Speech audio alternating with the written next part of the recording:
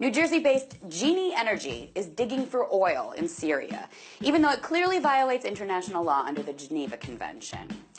You don't have to dig too far to find out how this genie clawed out of its oil barrel. First, the reason it violates international law. Genie Oil has been granted permits to drill in Syria not by Syria, but by Israel. That's because they're going to dig in the region of Syria known as the Golan Heights, which is occupied by the Israelis now. That occupation itself violates international law, and the drilling specifically violates the annex to the Fourth Geneva Convention.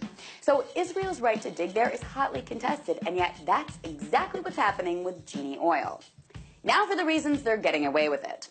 Heading up the effort is a man named Efi Item. He's a former Israeli military commander who has said in an actual speech, "We cannot be with all these Arabs, and we cannot give up the land, because we have already seen what they do there. Some of them may be able to stay under certain conditions, but most of them will have to go."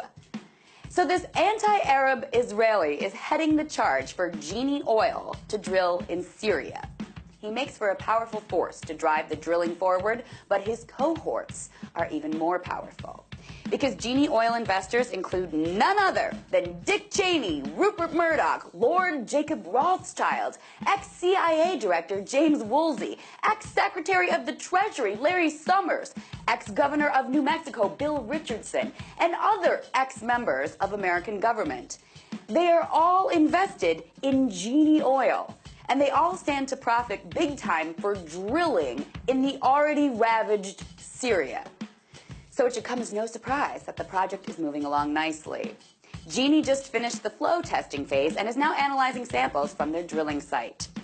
So instead of putting money and food and help into Syria, these Western billionaires and their government cohorts are taking oil and money out of Syria. Apparently, there will be no putting this greedy genie back into its barrel. Tonight, let's talk about that.